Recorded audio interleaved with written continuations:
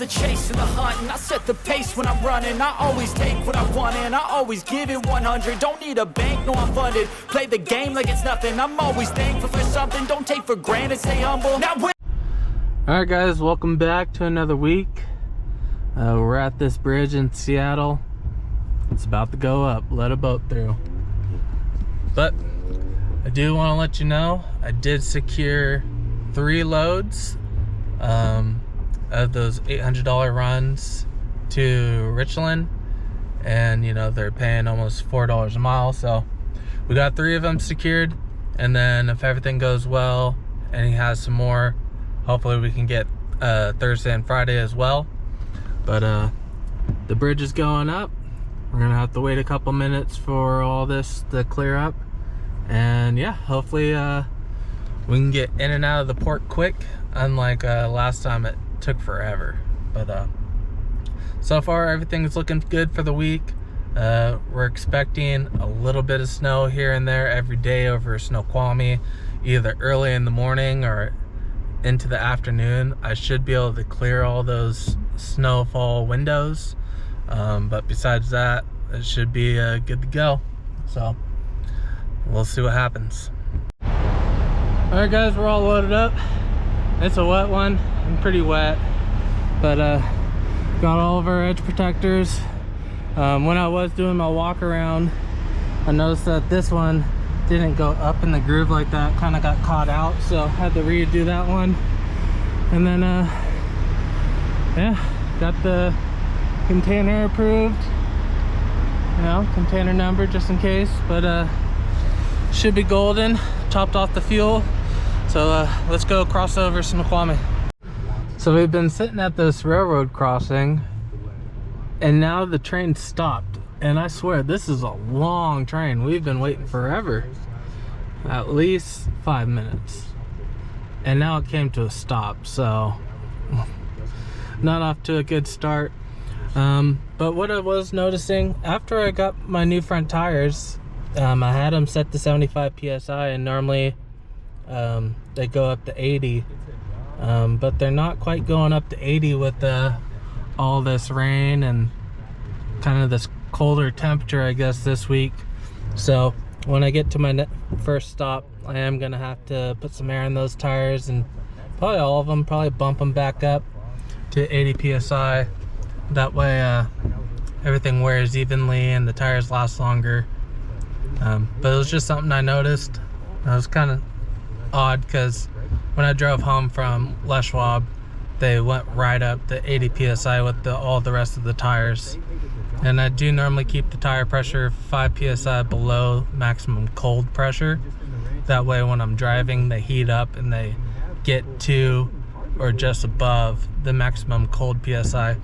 I noticed that if I have them at 80 psi cold and then I start driving down the day, I mean, they can get up to 90 psi. And I noticed that they kind of, I could see like the wear marks, they wear kind of weird. So I don't want that. I want them to wear nice. So that's why I try to keep them at 80 psi when they're hot. But yeah, wish me luck. I'm trying to get through this. Everyone's turning around, but I can't exactly turn around. I got a semi right here, and you know, and I got a load, so, and I don't know Seattle. I don't even know where I would go. So alright, so update. I looked at my ELD. It's almost been 20 minutes since we've been sitting here, and I can see a line of paint on this brick with that top container up there, and I see it rocking. It's almost like he's trying to get started, trying to get going, and too long and too heavy and can't get going on these wet tracks. I hope that's not the case, because that'll be just a really bad day. But I'm gonna start getting on my truck navigation on here. I didn't have it loaded because I know this route, the highway is just right there, literally 0.3 miles. But if this guy's stuck and we can't go anywhere, might have to try to find another route.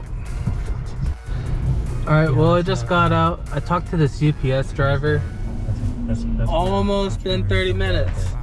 He said that this has happened to him twice before, and it typically takes about 30 minutes. So how did you get involved in I'm gonna leave the front open because I looked on Google Maps. It's a dead end that way and a dead end that way. I mean, cars could probably get turned around if they go that way, take another route, but I can't.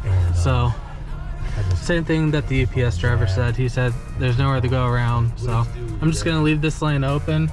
So if there's people on this other lane that want to try to come up and turn around, go somewhere else, they can.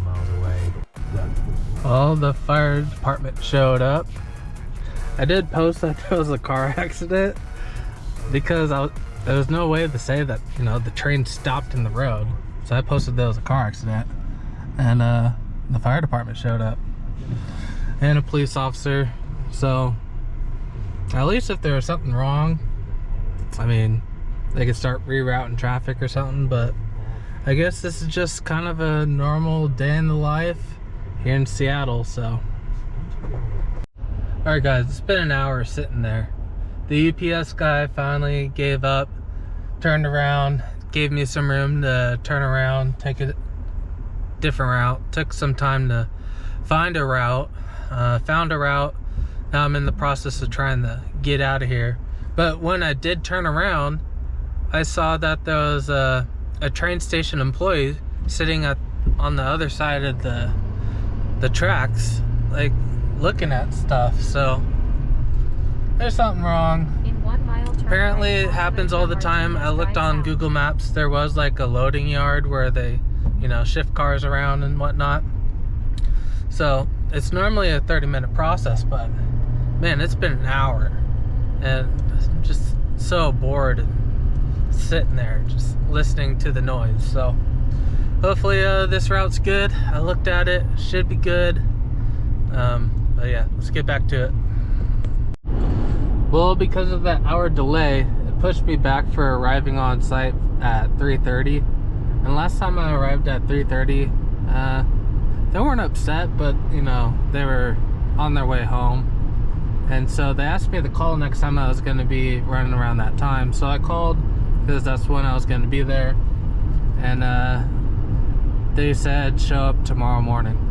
So luckily I called just after I left Thorpe for a little break. So I just turned around. I believe Flying J is just like 2 miles up the road here. I was thinking about staying at a rest area that is like maybe 45 minutes away from delivery. But the problem with the rest areas are you only get 11 hours before they can give you a ticket, and it's so early in the day. I just don't want to push it. It's not a very popular rest area, so I highly doubt that I would have any issues staying there, but might as well just stay here. Plus there's food and internet and all that stuff, which once I get off I-90, I'm not gonna have those options.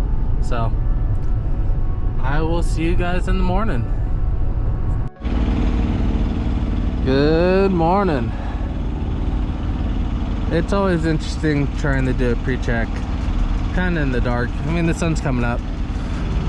Use a flashlight makes things a lot easier, but yeah, we're ready. Gonna go hit the road, make this delivery, and pick up another container. Alright, got offloaded. Everything's going smooth. It's definitely getting full around here, but it sounds like they still have like 20 containers to go, so should be able to stay busy. But let's get back to it. Alright, we're on site to get picked up. This guy's gonna pull back over there so the doors are in the back, and we'll get out of here. Alright guys, we're all loaded, secured. Did a walk around. This time they actually opened up the container because I guess they shipped one out yesterday and it had damage in the roof. But everything's smooth, nothing to report. Container's good, so let's get up out of here and set up for the night. I know you guys like that. It's a beautiful view. All right, we are an hour and 20 minutes away from delivery. It's just unfortunate we're on this